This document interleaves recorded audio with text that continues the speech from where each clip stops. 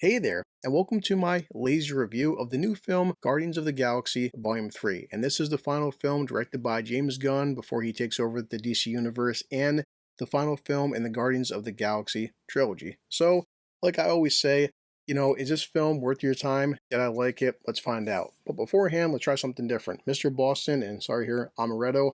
I'm on my laptop, not my usual computer system, so it's a little bit different, and I hope the sound comes in pretty good. And I'm not gonna lie to you guys, I thought the entirety of Phase 4 was fucking dog shit, and Guardians 3 was the only film in the Marvel lineup that I was looking forward to. And the question is going to be, besides, did I like it and should you go see it? Was it worth the hype? Did it live up to the expectations? Because it did have high expectations for many fans since, one second, and some Sprite Zero. The expectations were kind of high because, again, I think Guardians 1 and damn sure Guardians 2 were pretty funny. I would say that the first film is a better film, a tighter script. The second one not so much, but I still enjoyed it. So part 3, I'm like, yeah, does James Gunn have it in him to complete his trilogy? Let's find out. And ooh, boy, sorry, this Sprite here just fizzled on me because it was in the car and it was bumpy road. So all right. So my kind of new setup here at my friend's house. Let's try this. Amaretto, Mr. Boston, plus some good old Sprite Zero. You ready? That's good. It tastes so good. Caramel flavor really goes down well. All right, so Guardians 3, should you check it out? And is this the last time we're going to see these characters? And I'm not going to get into too many spoilers. I can just say one thing, that officially James Gunn is obviously done with Marvel. Zoe herself said that, sorry, she's done being Gamora. Batista's like, guys, I'm in my mid-50s, pushing 60. It's getting hard to be in this kind of shape and play Drax. Obviously with Bradley Cooper voicing Rocket and Vin Diesel with his 3 lines playing Groot. And even Chris Pratt said that he would at some point come back as Star-Lord. So some characters may return, some characters won't. I won't spoil if anybody dies or lives. And as one man said, when it comes to death, No one's ever really gone.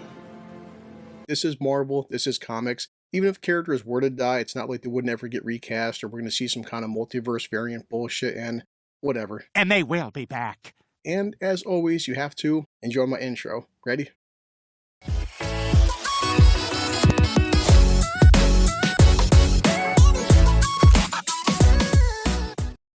Swear, keeps tasting freaking better. Alright, so what's going on with Guardians 3? In case you didn't see the first 2 films, and if you didn't, why the fuck are you watching the third film for?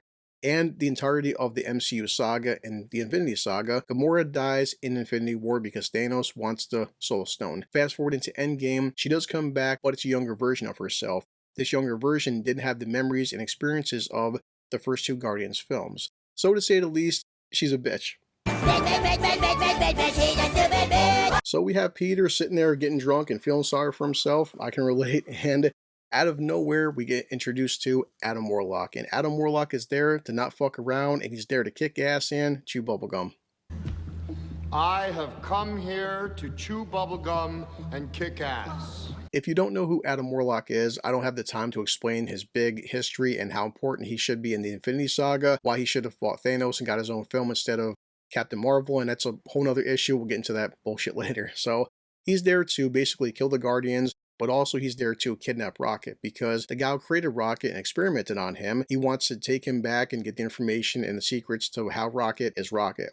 A big fight breaks out and the Guardians all get their asses kicked. They're all about to die, and then out of nowhere, Nebula stabs Adam in the back with a sword. Apparently now you can break his skin with swords, even though he's just as strong as Captain Marvel, it seems like, and whatever, They all think he's dead. He's not.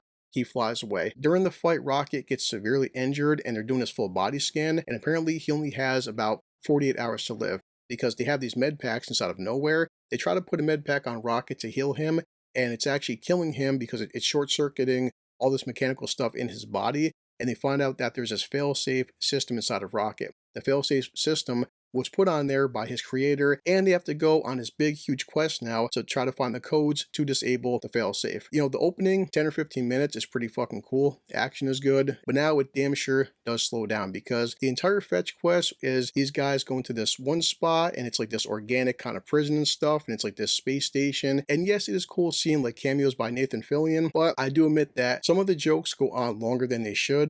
Yes, it's cool seeing Batista be Drax. Yes, it's cool seeing Mantis. And it's this whole kind of heist thing. And I feel like it goes on way longer than it should because now we don't get to see Adam Warlock for another like hour, maybe like an hour and a half. And at the end of this whole fetch quest, after they get the information, they find out they need more information. So it's like you want a fetch quest to get information, then another fetch quest to get more information. And you're like, enough already.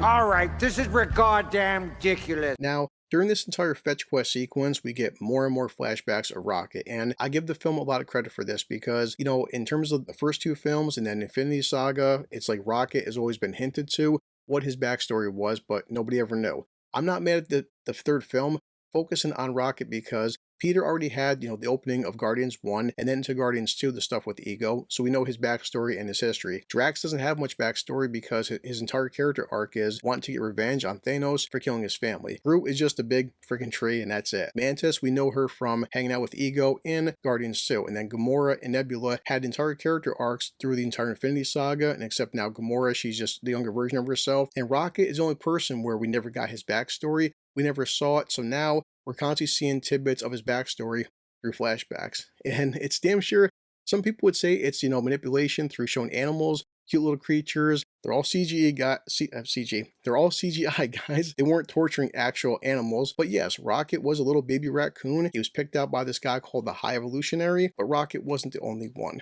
Rocket had a bunch of friends, and I won't spoil nothing. Take it for what it is. You know, Rocket never talked about his history. He never talked about his friends again, so you can imagine what happens to all of his little critter friends. I think y'all gonna die. After the various flashback sequences, we get more of a backstory of this guy called the High Evolutionary. This guy is, you know, probably the best Marvel villain we've seen in a long time because it's becoming this trope with Marvel and sometimes DC. We keep getting these bad guys where let's feel sorry for them, let's relate to them. They're not really the bad guy, they're just misunderstood. And no, this guy's an entire total asshole. He's an asshole. His motivations are pretty simple. He thinks that humanity is flawed. He wants to make the perfect world, the perfect race. He could be considered a different kind of person if you want to take it like that. Nothing changes. Fucking Nazis. And he wants to experiment on animals because he feels like animals are like the key to perfection. And he wants to make this perfect world. And you can see in the trailer, he wants to make in this place called Earth 2. And it's supposed to be like this better version of Earth that has more highly evolved animals, just like Rocket. And it comes down to, why is Rocket so important? Why does he care about Rocket so much? Because Rocket is like the ultimate experiment. Because he's been experimenting on just, who knows, tens of thousands, if not millions of different animals. And Rocket was the best of the best. He was like his prized possession. Sorry, I'm drinking. But also, because he was his prized possession, it's like, you know, he's trying to recreate the formula and recreate what made Rocket so special so then he can, you know, make it perfect and make his perfect world.